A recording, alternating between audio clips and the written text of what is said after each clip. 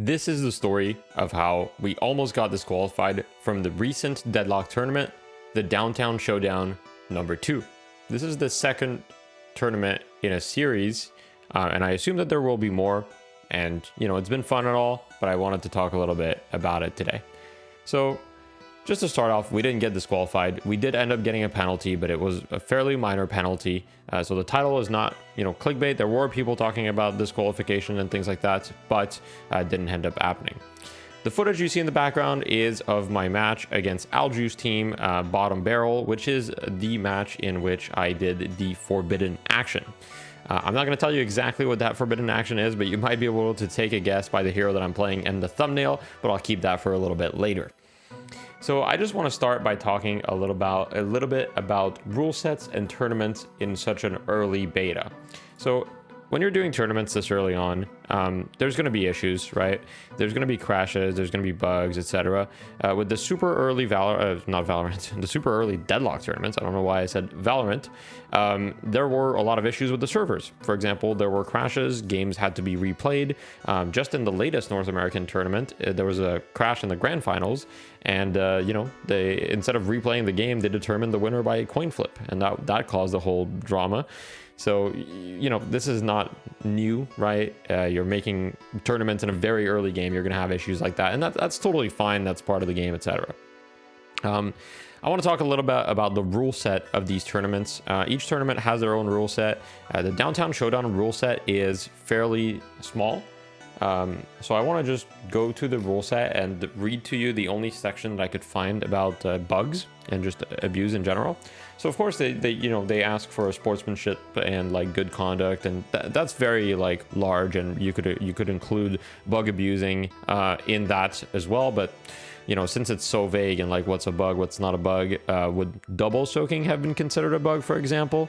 Like it wasn't necessarily a bug, you were just abusing a game mechanic to gain like an early advantage. So that's why that's kind of an issue. Anyways, the only section in the rule set that says anything, and I'll put a little screenshot on the screen so that you guys can see it, is within mid-game issues, there is a subsection that says if there are other issues with your game, such as unsportsmanlike conduct or game-breaking bugs, etc., pause the game and ping an admin. Now, what is a game-breaking bug? It doesn't even say bug abuse, right? It doesn't even just say like bug. It just says game-breaking bug, right? So not every bug needs to be paused for. So that's an important distinction. I'd also like to make the distinction between, bugs and unintended things, such as double soaking. Like, what's a bug, what's unintended? That's a whole other subject as well. So according to that rule set, if something happens, you have to pause an admin, etc. Now, there are a lot of interactions that can be considered bugs or not.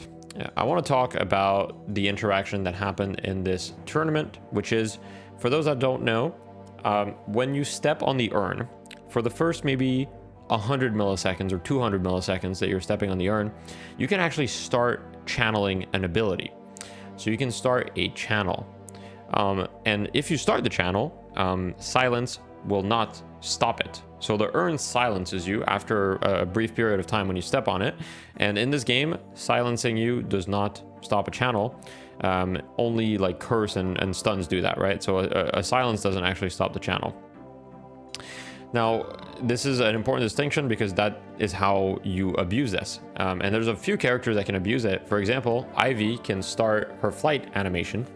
And she can go on the urn, start her flight animation, pick up the urn, and then fly the entire map with the urn, right? That's one possible thing you can do. You can do the same thing with magic carpet. So you can buy magic carpet, start the magic carpet summoning, pick up the urn, and then you can just magic carpet away.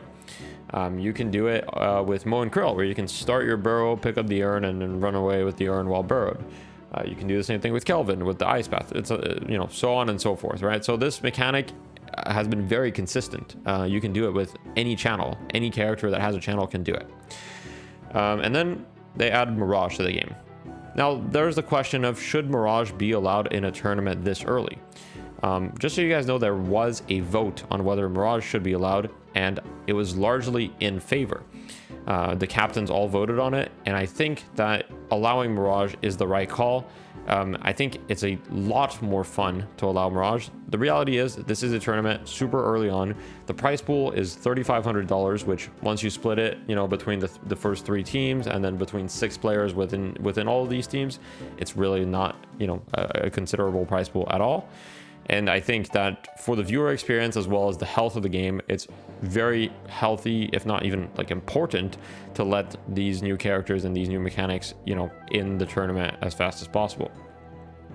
So, you know, now that the decision that Mirage was allowed took place, people then found out, hey, you can teleport on Mirage. This is a channel, so if you step on the urn and you teleport, you can actually teleport to your teammate on the other side of the map, and you know, your teammate can have the urn and you can just insta cap it. So you just pick up the urn, teleport to your teammate, and you instantly, you know, you got the urn basically. You didn't have to move with it at all.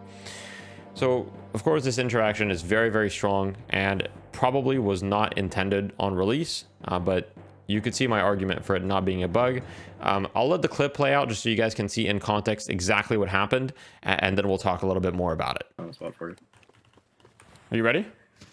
Yeah. Oh fuck, I messed it up. Wait. I got blue. Okay. I got it. Nice. That's huge. Oh my gosh.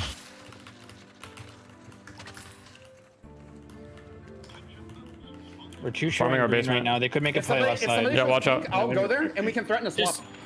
Oh. Yeah. Hey, just don't take bad fights. We're in a really good spot. Yeah, all of our farms Yeah, is very good. Boinks especially, apparently. Good job. Wait, is that not allowed? I asked you at the beginning of the stream. Did you ask the TO? Oh, I didn't ask the TO. I'm not gonna lie. I don't think it's a bug. I thought bugs weren't allowed, but I don't think it's a bug either. So now that you guys have seen the clip, I'm curious whether you guys think that's bug abuse or whether that falls, you know, under the category of just like mechanics that are definitely overpowered, but clearly also not bugs. My main argument is just the fact that since you can do channels with so many other characters and, you know, items, like for example, Magic Carpet, then why is this one different and called a bug?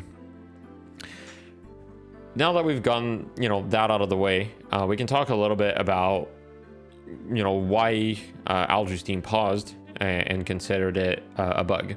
So the first thing is, you know, the rule set was fairly short, but there was another channel on the Discord, which was called DTS Questions. DTS stands for Downtown Showdown. This is a channel that, quite frankly, I did not look at because I didn't really have questions, right? The tournament was pretty clear in its rules. It was pretty clear in, you know, the way that the brackets worked, etc. Like, so I kind of just read the rule set and I didn't have any further questions at that point. And so I didn't really check that channel, and I figured, hey, if there's anything important that I need to know about the tournament, surely people will tag me or ping the team captain role, right? I have the team captain role, so like anything important, surely I'll be told, and I'll read it. If I don't get a notification, I'm not going to read it. I'm streaming the tournament. I'm playing in the tournament. It's been a very busy weekend for me, right? So I'm not paying attention to all the things. But in the DTS question channel, well, Catgirl asks the question, is Mirage TPing with the urn allowed? To which the tournament organizer says no. But instead of pinging the team captains and making the position very clear, like, hey, this is a bug that is part of a list of bugs, or this is not a bug, but this is a mechanic that's not allowed, right? Instead of doing that, they just kind of let that be in the channel, and it lives in the channel as a one-line message that just says no. And so I didn't read the message, and in my match against Alju's team is the team that knocked us out of the last tournament, and once again they knocked us out of this one, so we have a bit of a history with them. And of course, being a competitive person, I want to win, and I just remembered, hey, I can actually teleport with the urn. That will give us an advantage. I'm gonna do it, right? I'm a competitor, and I'm like, you know, I feel like this is an intended mechanic, and so I did it.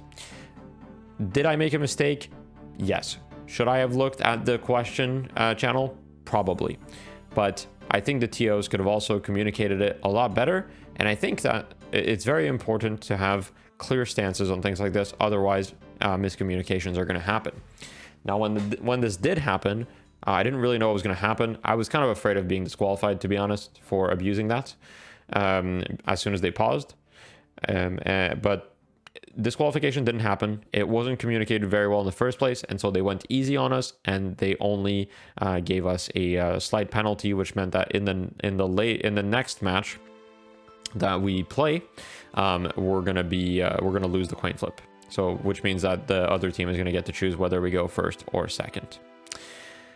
So, with all that said, it was mostly just ended up being a funny story. Even despite doing that, I mean, it didn't give us a significant lead or anything. Alju's team was still able to win, and so, you know, I don't think that there's any bad feelings between us. I mean, if anyone from Alju's team is watching this, let me know if there's any bad feelings. I don't think there is, but let me know. And yeah, I think that pretty much sums it up for me. I do want to talk a little bit about how tournaments should handle this in the future, and I think it's just best to have a list of bugs or unintended mechanics, quote unquote, that you think shouldn't be allowed. At the same time, I understand why a list can also be problematic, right? Because on the other hand, if there's a bug that hasn't been discovered and a team abuses it, you know, like, they should still get punished for it, right? Probably, unless it's not explicitly intended. In the European tournament, there were European teams that were abusing the fact that if you all stood on the buff at the same time when it spawned at 10 minutes or at 15 minutes, all of you got it. So that was another thing that was being abused. Anyway, I'd love to know what you guys think, because it's you know, it's a pretty complicated topic, right?